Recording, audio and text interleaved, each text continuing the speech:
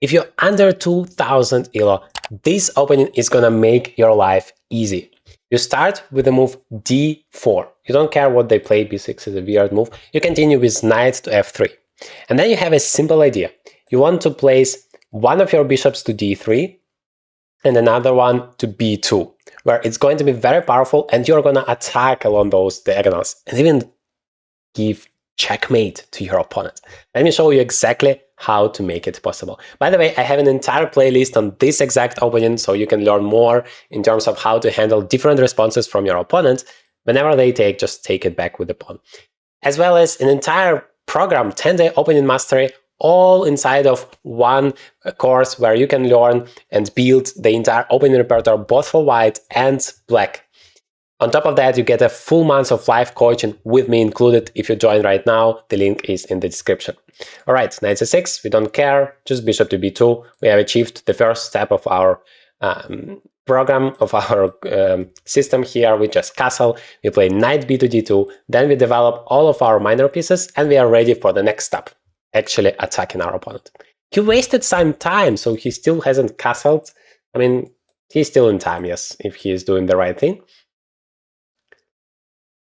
Knight d2, and here I want you to remember that we can stop this knight b4 because we really need this bishop to make our attack possible just by playing the move a3. Very simple. But knight b4 is not possible. You could have played it before as well if you wanted to. And then, yeah, this situation is a little bit more open than we usually have. He never played d5 still.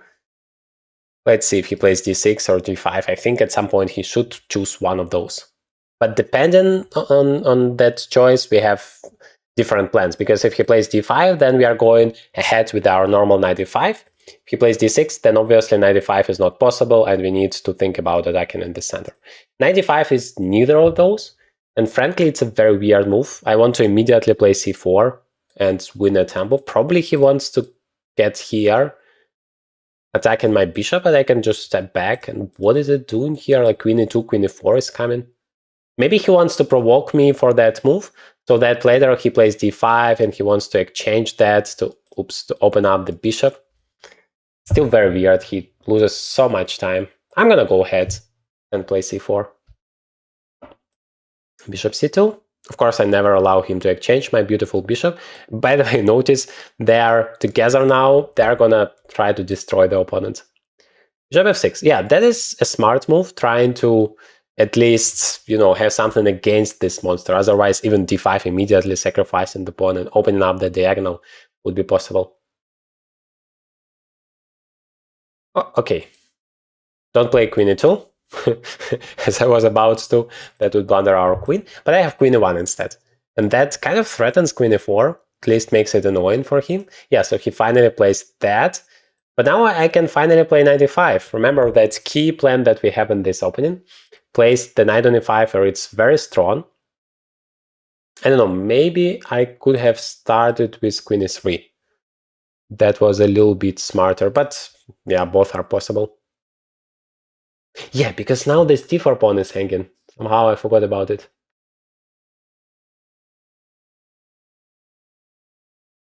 Ah, now I understand why I forgot about it, because that allows queen e4, which is a checkmate and threatening that guy at the same time. Am I blundering something, or am I winning? I think queen e4 is a double threat, which is... Well, maybe I'm not strictly speaking winning, because it's going to be difficult to save that knight in the end.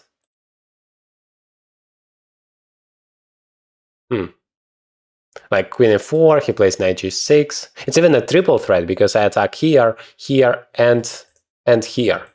But he's gonna play knight g6, that is gonna help him with those two. I'm gonna take, and he's gonna play like queen c7. And then how do I save that guy? I don't. But it still probably is the best, because otherwise this is hanging. So let me play queen e4. See, first of all, if he's gonna find the best move. Because it's hard when the opponent puts so much pressure on your position. Maybe I shouldn't even take that guy. Knight f5. Okay, It doesn't go for it. I thought if he plays knight g6, maybe I should just take it because of the spin. But he plays g6. Wait, what? Can't I just take the knight on a4 for free? Did you just blunder it? Or... I mean, I can take here, I can take there, I can take everything. I think this is the safest. My knight on e5 is great. But that is just a free knight. You can grab a pawn on b3. Best of luck with that, but that is a full piece. Moreover, this knight is coming to e4. Really cool place for the knight to be. And after takes, I can take with the bishop, and this bishop is going to be really strong along that diagonal too. As long as he played g6, that diagonal is fine, but he has created weaknesses on the dark squares. That is a drawback. That also might be relevant. When your opponent has weaknesses, let's say on the dark squares like this, then you want to exchange the dark squares bishop to explore those weaknesses. Like if you remove those weaknesses would be a bigger problem for him. Okay, he takes, but I can take back, and thank God everything is protected. Ah, not everything.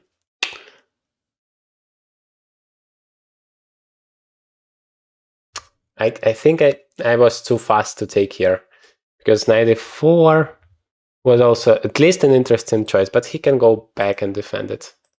Bishop g5. Yeah, now I lose the bishop back, the piece back. That was stupid. I could have just played... Very stupid. I could have just played knight c6 first, and then... Well, then queen f4. Maybe it's not that simple after all. Somehow it's very weird, but he always finds a solution. Very funny. And now this knight is attacked twice. The queen is under attack, so basically have to take here or something. That is not expected. Now all of a sudden everything is equal. I feel like I shouldn't be worse, but I'm not winning by any means. Even rook c8 is quite annoying.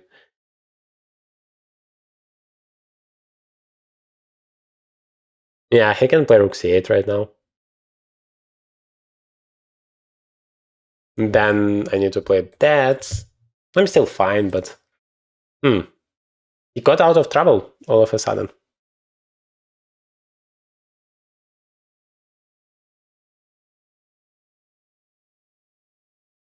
Yeah, rook c8 is coming. This bishop is hanging, so I kind of have to play queen d3. Now he has either queen takes and then bishop takes d2, or bishop takes d2 immediately. Not sure if it makes any difference, as I still should play that. Maybe he has some cool idea like queen g5 threatening checkmate. How all of a sudden it's my opponent who wants to give a checkmate? No, he goes for the endgame.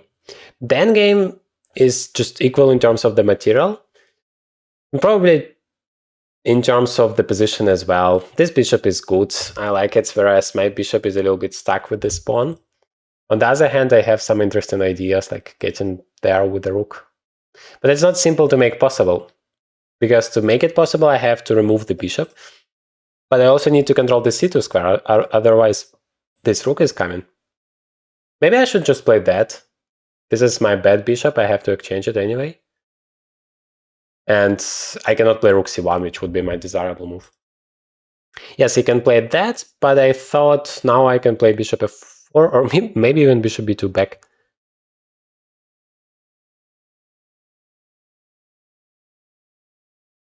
Yeah, probably bishop b2 back. And I want to play rook c1. He can, of course, repeat the position. Doesn't do it. I think b4 is good for me. That pawn is not hanging anymore, which is good. And I solved this problem. He can play rook d5, but I can continue attacking it. Like bishop c4. Bishop e4 would be a blunder. The bishop is hanging afterwards. But this way, those bishops are pretty cool.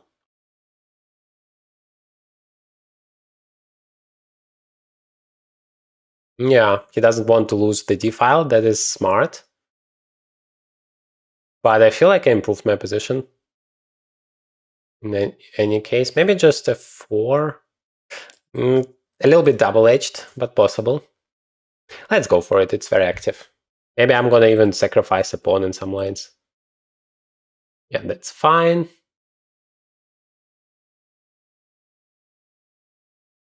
Let's bring the king out. In the endgame, it's always important to have your king as active as possible. I like this bishop over here. First, it defends the rook. Second, I might go here to challenge that guy. And now that he played this move, I might think about bishop d4 and bishop c5. Why this king is cool in f2? Because now if this plan g5 and then takes and then bishop h6 to attack it, I can just play king e3 and defend it, and my king is beautiful in the center. Very active.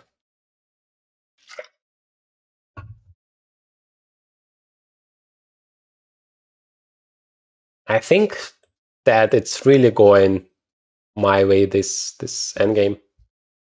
I want to play bishop d4. Even if he plays rook c8, I still play bishop c5 and I control this file and penetrate along the d file. Yeah, he finally comes to this idea. But as I said, just g3. Maybe h4 was a little bit better just to stop it altogether. But I'm not sure like he's gonna open up everything there, whether it's going to be in his favor or in mine. Okay, so I have achieved that. How do I proceed? Maybe I create some problems over here. But to make it possible, I want to first play rook 2. Maybe king e3 first. Improve my position to the maximum that I can. But a4 is a very interesting idea. X takes. Probably he wants to play g5. But like I said, just protect it, and then this king might be in trouble. Bishop d6 is coming. Okay, he wants to exchange that guy. Which is also fine, because all of my pawns are on the light square, on the dark squares, and my bishop is on the light squares. So this is like a perfect situation. So I'm gonna just take it. Or maybe let him take it and create a puzzle for me. No, I think I should take on f8. Then I should take on d8, and then I should play a4. And how on earth are you gonna survive here? How are you gonna defend that pawn? Very important, this king on e3. Notice how powerful it is. It controls all of those squares, so the rook cannot penetrate. It's in the center, very active, and I'm just threatening to win a pawn. Once I win a pawn, I have very good chances to win the game.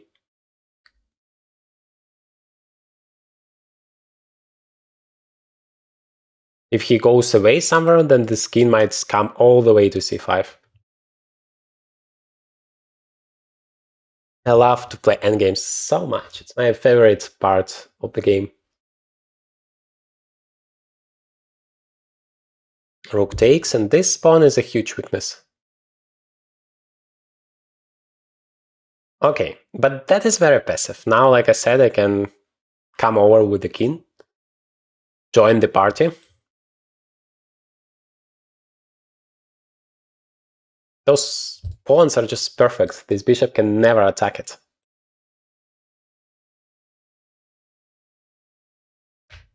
He should try to create some counterplay. This is his only chance. If he's gonna stay like that, so passive, like play king d7 and king c8, he's not even surviving here. I just take it. Yeah, so the pawn is getting lost, but he has to get this counterplay. I don't know, create some threats, attack something. This is your only chance. If you are staying that passively, no way you're gonna survive.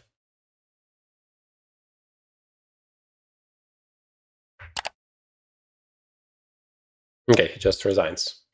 A bit too early, I would say, but that's his choice.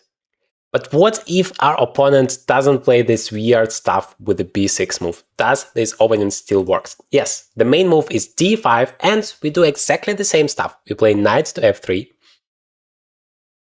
Then we are gonna play e3, place this bishop to d3, this bishop on b2, and we are gonna destroy our opponent. But he does something else, very instructive. A lot of you guys have asked me what to do if this bishop goes out, creates this pin, it's very annoying. Okay, so step number 1, I want you to play knight b to d2. It's still a part of our plan. And by the way, I cover all of it, exactly this line in my 10-day opening mastery, so you can immediately basically get a decisive advantage here. The next step is you play h3. This knight c6 move is, by the way, a really bad choice. And I'm going to show you why it is exactly.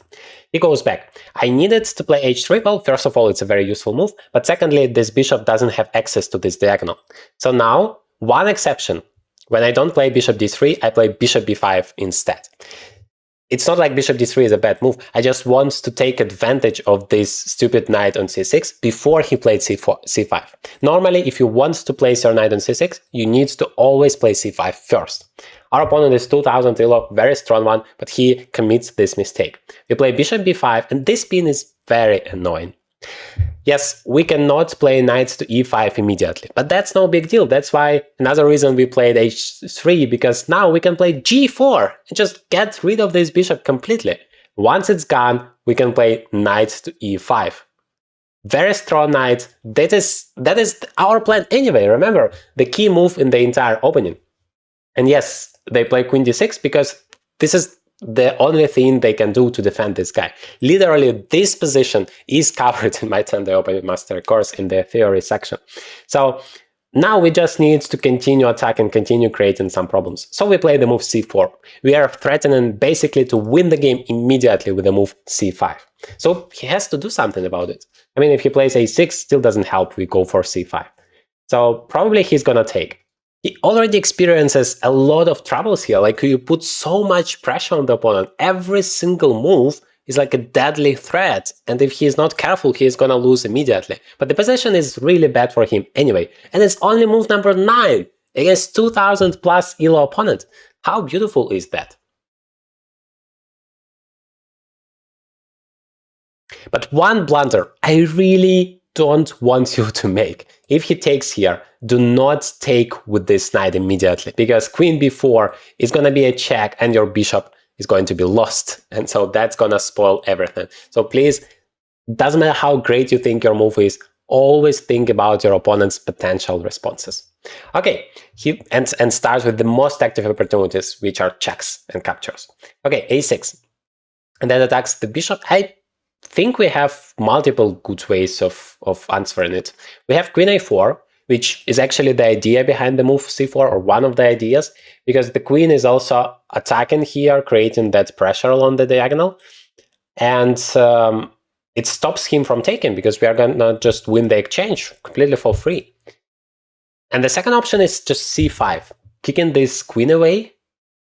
Yeah, I think there is this interesting idea that he goes somewhere back, and then it's very tempting for you to take with the knight attacking the queen, but he suddenly plays queen to d7, and there is a pin here, so whenever you go away with the knight, he's gonna take with the queen. And if you go somewhere like a7, trying to defend the bishop, he still attacks it with the pawn, so he can just take. So that is kind of a trap he wants to create, but actually it never works, because we can play c5, queen back, or here we just take with the bishop instead, and then queen a4. And then it's almost time to resign for him. But I'm just trying to figure it out. Maybe queen a4 is even stronger. If he plays queen b4, you just take it with the check, and then again, and then the rook is lost. If he takes here, well, that's a full exchange with the check, and we even take the pawn afterwards. That's too much material that he's losing. Maybe in the end he has some knight b4 ideas. I don't know. I don't believe in it. Let's go for queen a4. I like it because it creates even more pressure on our opponent's position. The more problems you can create, the better it gets. Maybe one thing that I have forgotten about, there is this move knight to d7, which is a little bit annoying. No, he goes for takes. So knight d7 is interesting because after c5 he can play knight c5, but we are still much better there. Okay, here we just take the rook. Happy to take it with the check, of course. And now that we are much better, it's still not the time to relax, because it's one thing to get a winning position, it's another one to actually convert it into a full point. Very, very instructive. Do not spoil it. Okay, he goes with the knight back because he doesn't want to exchange the queens. Without the queens, yeah, it's very difficult to create real counterplay. But now I can either play c5, just continue my idea, and the queen again has to go here, or here where I'm going to exchange, or I can pick up the pawn.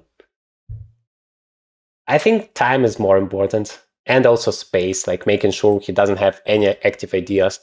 I feel that is more instructive, more interesting. Like if you play queen e7, how on earth are you gonna develop your pieces and at least castle? This bishop has no moves to go because of this queen and this pawn. This pawn cannot move because of this bishop, and this queen has 0 moves to go. So how exactly are you gonna develop your stuff? Okay, meanwhile, what are something useful we can do? I think we can just castle and go ahead with our developments. Knight e4 maybe is what he wants to do. And then, yeah, at least the queen will be able to go somewhere. I don't know, I'm gonna go castle. So don't be afraid of your opponent, especially if you're so much better in the position. Okay, he tries to create counterplay like that. That is actually pretty smart. But it has one very important drawback. Now I can take it in a situation where he cannot take with this pawn anymore. He has to take with this one. And that ruins his pawn structure entirely. Now I want to play g5, so my goal is to shut down the entire position, not to give him any chances to like attack my king. So what I want to do after the knight goes somewhere, probably just play f4. And that way everything is closed, he cannot do anything. Another way is just knight takes. Okay, he doesn't go forward. Maybe he wants to sacrifice, right? And try to give me a perpetual check. I should be careful with that. That is a legitimate idea, and I don't want to spoil everything, right? So I'm going to play f4. In this situation, once he takes, I'm going to be able to escape with my king. There is no way it's going to be a perpetual. So be careful with your opponent's threats, even if it seems like the position is completely winning. It's not over until he hits the resign button. All right, takes. So now what kind of material advantage do I have? I have a full extra rook, but it doesn't matter as long as it stays there. So it's important to actually develop your pieces. Otherwise, yeah, nobody cares if you have that extra stuff. All right, yeah, he wants to castle. I really want to play king e2 here to stop him from castle. He still can play rook f8, but I'm happy to take it. And if he doesn't castle, then he still cannot use this knight, for example. Yeah, that is why he plays that. But that gives me time, which is also good. I'm developing more of my pieces. The king is pretty secure. Yes, he can win this pawn, but nobody cares. As long as I can bring my pieces into the game is essentially over. I think just bishop d2 is good, so that I bring the second rook into the game. Yeah, we are both kind of happy, I feel, at this moment, because he managed to finish his development and I managed to finish my development. Probably a rook g1 is the best. Everything is covered. He can play knight c6 with the discover attack, but like queen takes. At some point I should do something about my queen. Maybe queen c8, attacking here, bringing the queen here. I don't like my bishop. Yeah, it's the least active piece in my camp, and right now I don't really have a way to improve it. Maybe something like knight g5 can be interesting. I should be a little bit careful with that, but might be possible. I'm attacking the queen. Okay, he goes away. Maybe he wants to go to this side of the board. It might actually be smart to bring my queen back, as the queen is doing more or less nothing there, but once I bring it back, yes, I think that is very instructive. Ah, wait. First, we need to think about the opponent's threat. I think he has this bishop h4 idea in mind, and if I take, he has queen takes f2. That would be really horrible for me. So I need to be careful, but after that I can just play rook f1. Then everything is protected, that guy is just hanging. So meanwhile, let me bring my queen back. I just want to play queen d3 and essentially just exchange the queens. Once I do that, I just have an extra rook in the endgame, which is very, very good. What about the pawns? I have 5, he has 7, right? 3, 5. No, he has 8 pawns, all of the pawns on the board. Which means he has 3 pawns for the rook. Let's not underestimate that. Queen d3, can I do that? Any discover attacks, checks? I don't see it. Like if he can deflect my king, then I might lose my queen, but there is no way to give a check. Just this, but I can take it with something. Knight takes. Otherwise, there is almost no way for this queen to escape. He can go back here. but even rook h2 is possible. Okay, he allows me to exchange, but at least he wants to make sure that his pawn structure is solid. I don't want to give him that chance. Also, this pawn is hanging, so this queen cannot escape anyway. I might as well start with the move a3, make sure my pawn structure is solid. And if he does absolutely nothing, I can start grabbing some pawns here or here, why not? All right. That is quite a big threat. He wants to play e4, and that would be devastating. But what if I just take it with the knight? That is gonna attack this queen. He doesn't have any checks, and if he takes, I can take it back with the knight. I really like it. He can take me as well, but to say the least, I can just exchange the queens, take everything, and that would be good enough. Also, kind of destroying his pawn structure is what really is great for me. If I take with the rook, then he takes here, and yeah, it feels like he wins a knight in that variation. So instead I want to do that, no checks. Like if your opponent cannot give you any checks, it's always a huge advantage, a big relief. So you can be satisfied with your position, confident that nothing bad is going to happen. And now I have my king on the light square, so this bishop can never give me any checks, and I'm really happy about that. Even this bishop, maybe bishop c3 was better. I just wanted to say this bishop is finally gonna become good, but it was too tempting for me to take. Yeah, now this pawn is going to be lost as well, and bishop c3 is not gonna be possible. Okay, maybe at least I want to play bishop b4, not to lose this guy. Or lose it, but he needs to give up or exchange the bishops. That would be really cool for me. And it's going to be simpler. Otherwise, I'm still attacking a lot of pawns. This should be good. 6, right? Let me take that one. So now I have 3 pawns against 6. No, 5. Okay, I have 2 pawns for the rook, or better to say he has 2 pawns for the rook, which is really cool for me. What I want to do is somehow exchange those bishops. So maybe king d2 and bishop c3 is on my agenda. Yeah, especially now, since he plays rook e8, he wants to play d4. Always think about your opponent's threats, doesn't matter how great your position is. So I play king d3, avoid that. He goes for it, but I don't get the point, I can just take it. And now I even block this diagonal, so my key idea is, of course, to attack that pawn. But bishop c3 I also like, then d5, then rook g7, that is a checkmate. Okay, that's tricky, so he wants to give me a check. Remember what I have told you? If your opponent doesn't have any way to give you a check, you can be fine, but as long as he has those checks opportunities, it might be dangerous. For example, here after bishop c3, I just lose the bishop. Instead, I want to play rook g3, cover that. Now everything is solid, and I'm again ready for bishop c3. At some point, I need to be a little bit faster, because there is no increment, and I only have 1 minute 26 seconds, and that should be enough when you have an extra rook.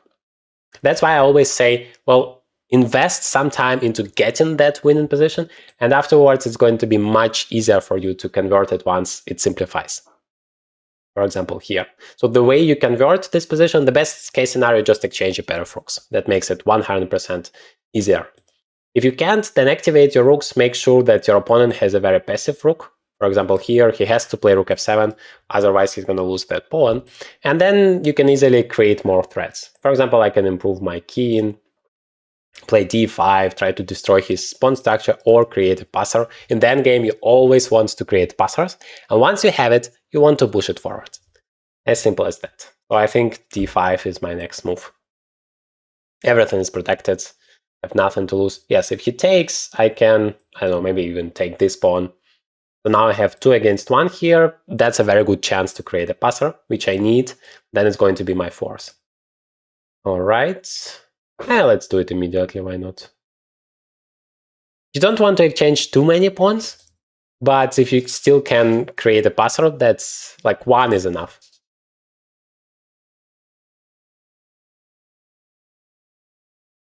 Now rook takes d5.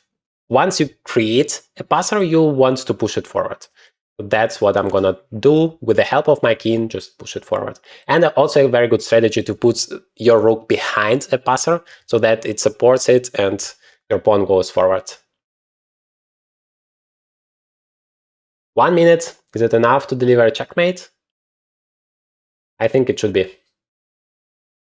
Okay, he tries to give me a check. I don't care. Always go forwards, never go backwards. A5, the pawn is protected. Now the king is ready to support.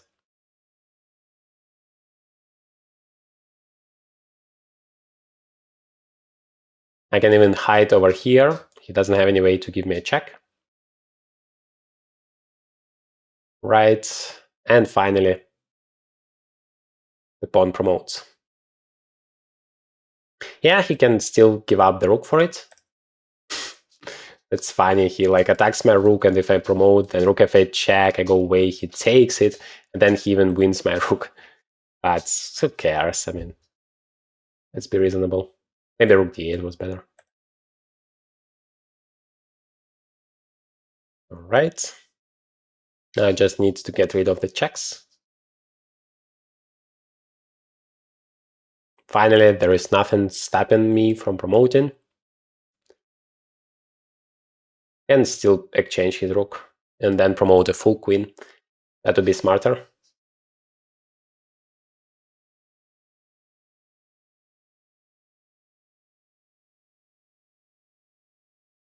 Right? He still doesn't resign. Doesn't believe that I have enough time to deliver a checkmate. Probably because I was so slow during the game to explain all of my ideas. And you still need to be careful not to stalemate him. But as long as he still has one pawn alive, normally it's never possible. Okay, finally that's a checkmate. So this is exactly how you use this beautiful opening, the College Secret Card system, to destroy anyone under 2000 ELO, and even beyond that. In this playlist you can learn so much more about this amazing opening. Don't forget, 10-day opening master right now, amazing offer, full months of live coaching with me completely for free, and 50% off. The link is in the description.